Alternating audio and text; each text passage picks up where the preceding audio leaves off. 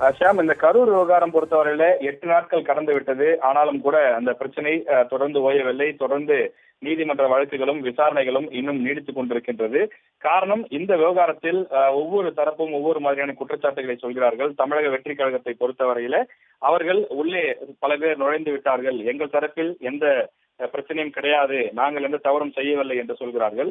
அதே நேரத்தில் தமிழகத்தை பொறுத்தவரையிலே தமிழக வெற்றி கழகம் கொடுத்த இடத்திலே கொடுத்த நேரத்திலே அவர்கள் பிரச்சாரம் செய்யவில்லை, அவர்கள் அதிகமான மக்களை கூட்டி விட்டார்கள், தவறான பாதையிலே அவர்கள் வாகனம் வந்தது என்று பல குற்றச்சாட்டுகளை அடுக்கி வைக்கிறார்கள். எனவே இரண்டு தரப்பிலும் பல்வேறு குற்றச்சாட்டுகள் சொல்லப்பட்டிருக்கிறது. இந்த நிலையில சம்பவ இடத்தில் வடக்கு மண்டல ஐஜியாக இருக்கக்கூடிய அஸ்ரா காக் அவர் தற்போது சென்று விசாரணையை மேற்கொண்டு வருகிறார். அந்த காட்சியை நாம் பார்க்கின்றோம். ஏற்கனவே அஸ்ரா காக் காலையிலே சென்ற போது கலெக்டர் ஆபீஸ்ல, அந்த மாவட்ட ஆட்சியர் அலுவலகத்திலே பல்வேறு விசாரணைகளை மேற்கொண்டார். மேலும் சிறப்பு புலனாய்வு குழுவினர் அந்த விசாரணையை மேற்கொண்டு வருகிறார்கள். விஜய் கூட்ட நெரிசலில் சிக்கி 41 பேர் உயிரிழந்த நிலையிலே இந்த சம்பவமானது, இந்த விசாரணையானது நடைபெறுகின்றது. ஏற்கனவே தடயவியல் அந்த வல்லுநர்களும் சம்பவ இடத்திலே 3 அதிகாரிகள் 3 வெவ்வேறு மாவட்டங்களை சார்ந்தவர்கள் சென்று அங்கு சிதறி கிடைக்கக்கூடிய காலணிகள், பல பொதுமக்களுடைய அந்த உடைமைகள், கைப்பை, அதே போல கண்ணாடி உள்ளிட்ட பல பொருட்கள் அங்கு சிதறி கிடைக்கின்றது. அவற்றையெல்லாம் எடுத்து அவர்கள் புகைப்படமாகவும் அவர்களுடைய கைரேகை உள்ளிட்டவற்றையும் எடுத்துக்கொண்டனர்.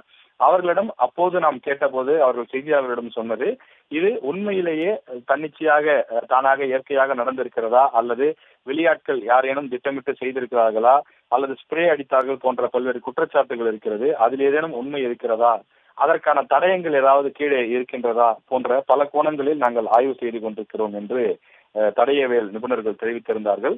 இந்த நிலையில்தான் அவர்கள் தொடர்ந்து தங்களுடைய அந்த விசாரணையை, தங்களுடைய அந்த ஆய்வை நீடித்திருக்கின்றார்கள். உயர்நீதிமன்ற உத்தரவின் அடிப்படையிலே அமைக்கப்பட்ட சிறப்பு புலனாய்வு குழு தற்போது அந்த சம்பவ இடத்திலே ஆய்வு மேற்கொண்டு வருகின்றார்கள். அவர்களோடு சேர்ந்து தடயவியல் நிபுணர்களும் தொடர்ந்து ஆய்விலே மேற்கொண்டு இருக்கின்றார்கள்.